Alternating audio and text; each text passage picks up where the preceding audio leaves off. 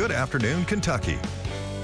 I just absolutely cannot. It's like, if that is not representative of all the things that, we talk about, you and your helmet with your light on top of it. All right. Just wait. Take it away. All right, we're doing Erica Explores today, recapping a little caving excursion I went on this past weekend. Well, Sinks of the Roundstone is located in Rockcastle County, and obviously I didn't get any push alerts for someone trapped in a cave on Friday, Saturday, so we're glad you survived. You're not going to be one of those documentaries that's on Netflix. Nope.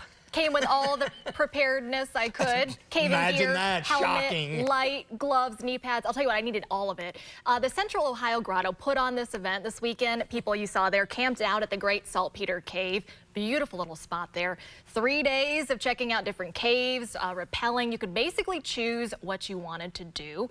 I just did the one cave on Saturday, which was like enough for me. An incredible guide, that's Wendy leading the charge here. So knowledgeable about like flora, the fauna, the caves. I mean, you name it. It looks super cool. Yeah, she knew all about it. So it starts with that short little hike to the cave. We had a group of 7 people with us. You can see this is sort of the entrance there. Yeah.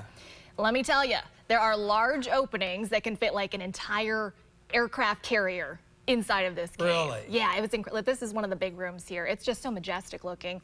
There's also tight squeezes, right? So you're kind of like worming your way through like little holes. Here's an example right here.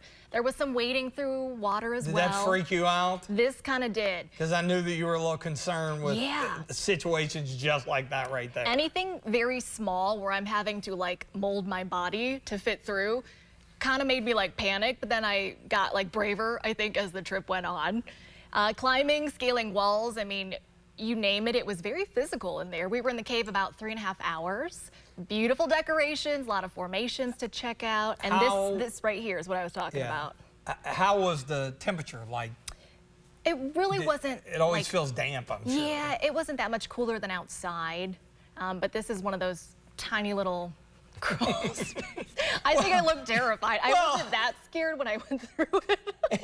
I mean, I'm just saying, folks, if you've never seen Erica in person, she's not large to begin with. So if it's a tight squeeze. This was a guy on our trip too, Tyler, who was able to crawl through there, no problem. But you can see, like, it's definitely a little tiny squeeze area for some folks. So any creatures, anything like that you saw in there? Oh yes, you know my favorites. Were in there. Yeah. We had like a couple guys in the group that were like, hey, there's a spider, can you knock him out of the way?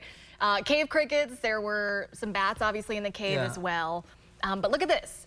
This is like so fascinating to me. This was an area where you had to like climb up the cave wall here, and it wasn't easy, obviously. You have to go one by one, but it led to this beautiful dome room, which you'll see in just a second here, that's just like got really tall ceilings, a beautiful waterfall that's kind of dripping down. Right here, this is the dome room. Just look how expansive that is, right? I mean, that's like super cool. It's like there's all that stuff down there that nobody has any clue. Nobody has. I mean, this is all underground, right? Yeah. Very muddy in certain spots. Yeah, I was going to say, you were telling me before we came It's a little dirty. It's a little bit muddy. The Grotto and Karst Conservancy folks, though, they deserve some real shout out in this. They do an incredible job keeping all of these caves so clean. You could see the graffiti, which was a shame, some of the litter inside, but they do regular cleanups. They are back and forth and they're doing their best trying to make sure that this stays pristine. Well, and obviously their knowledge of the system there, the cave, the safety. Yeah, well, I'm sure you were loving that. Cute little booger. Yeah.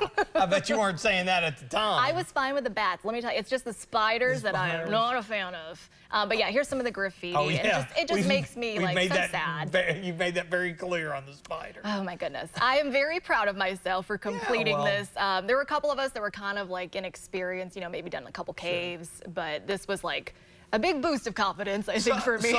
So clearly the helmet and the flashlight on the helmet came in legitimately handy here, as opposed to Mammoth Cave. Yeah. Well, you needed it to like quite literally see anything, because you think about it, for hours and hours you were inside of a cave, right? Quick mention: the Great Saltpeter Cave, where the campers were sort of set up in the beginning shots. If you're interested in caving, the annual open house is coming up. All right, look at that. It's one weekend a year. The preserve opens to anyone for a tour. It happens to be, as you see there, May 20th and 21st. You don't need a reservation, just drop in. This was I mean, the one walk a up, year don't ago. drop into the cave don't physically. This was the first cave that I did in this area here that you were like, oh my gosh, and that was a year ago. Can you believe that? They'll have free guided tours of the cave, food concessions by the Livingston Volunteer Fire and Rescue. They're going to all be out there as well.